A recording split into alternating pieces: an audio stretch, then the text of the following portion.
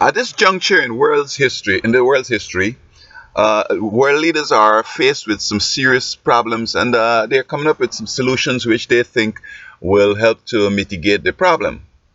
Now, overpopulation, or the world's population of close to 6 billion, is kind of worrisome to many leaders. And so they're thinking in terms of to feed the masses and to take care of the masses is such a daunting task that probably people are suggesting thinning out the population. And so, although I believe that there are maneuvers that world leaders could make right now that could give us about 50 years more of prosperity, they're choosing to go to allow things to collapse and then to go to reduce the size of the population, is what I'm hearing. And so many nations are building camps, and apparently they're going to take people who are vulnerable in there, and of course they won't be coming back out on the streets. And so they think that this is the solution, but I think it's a deception because, as I said, there are things that these leaders could do to continue prosperity for another 50 years, and the size of the population has nothing to do with anything. Of course, there's a water shortage and the bees are dying out, and it seems as if there's a famine. And perhaps thinking leaders might think that they have to come up with a solution, of which they're pursuing with this annihilation and reducing the population by this methodic thing like Hitler and so on. Um, I know that what's going to happen is this: that the enemy of these same nations and of the world is has so much influence that they're going to get in their agenda under the guise of trying to take care of people and the whole nine yards. In other words, the enemy of the world, the Antichrist, wants to kill the Christians. And so, is this what eventually is going to end up being? They're going to be exterminating the Christians. And here's where the leaders are going to be caught up and taken into a war that they don't really want to get into. Now, the Antichrist and the New World Order people, they are bent on fighting God. They're pagans, and their job is to oppose God and to fight God.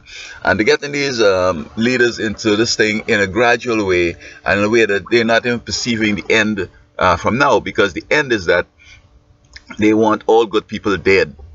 Only the people who are evil should be alive. And there's where the battle of Armageddon starts, because as soon as they start eliminating and eradicating God's people, God is going to defend them. And this is what the battle for Armageddon gains: the nations of the world against God.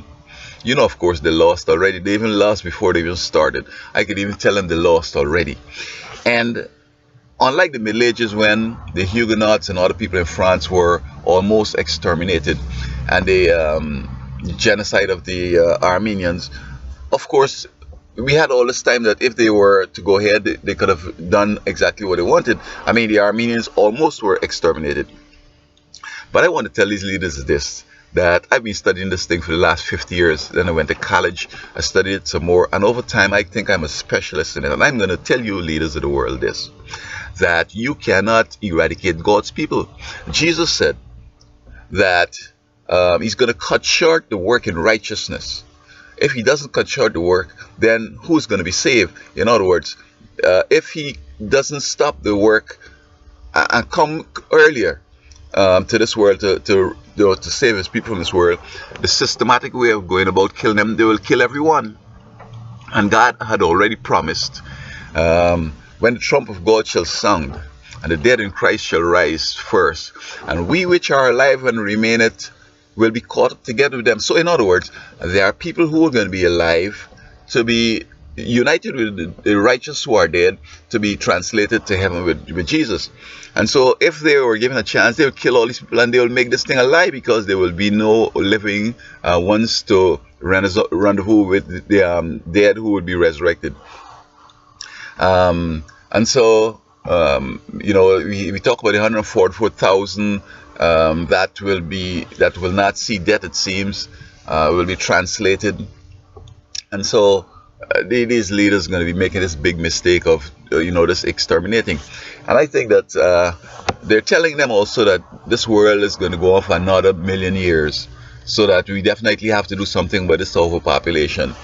Little do they know that within 10 to 50 years. And I mean, Jesus has promised that we shouldn't, nobody knows the day nor the hour of his coming, and we shouldn't get into speculating and so on.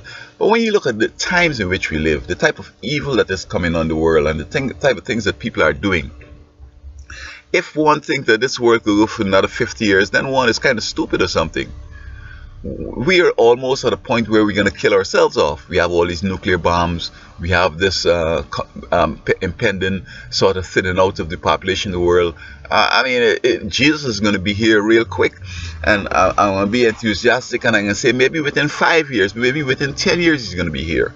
I mean, I'm not saying that for sure it's going to be like this, but to me, how things look and the plans that I'm hearing coming down the pike, he has to come before that. So I say it maybe could even be earlier than 5 years, because although there are many things yet to happen, my favorite author says that the final movement is going to be rapid ones. So I'm saying that these leaders, please don't go to this exterminating people, because it's not necessary. Because this world is not going to be lasting another 100 years or another 1,000 years, so that you have to reduce the population, which people assume had happened in the past. Populations die off, and then we start over again. There's going to be no starting over again. Jesus is coming to end this evil experiment that is going on right now. So if you're thinking in terms of you trying to preserve and take care of whatever, and whatever logic you're coming up with, you're wrong. Because first of all, yes, there's overpopulation in the world. Or who says overpopulation? Yes, there seems to be a famine that is looming, but Jesus is going to come before. We don't have 100 years, 50 more years to go. So even before you start this big wholesale killing, the Lord is going to come in. But all you're doing is putting yourself on the side with the Antichrist, the enemy of God, the enemy of the people of God, and the enemy of this world, and get yourself into a war, the war with Christ, the battle of Armageddon. So be careful, leaders. I'm warning you, stop. Don't follow this Antichrist here, because you're going to get yourself into some serious problems coming up against God. And not only that you're going to lose in the battle, but you're going to also end up in hell. So be careful now.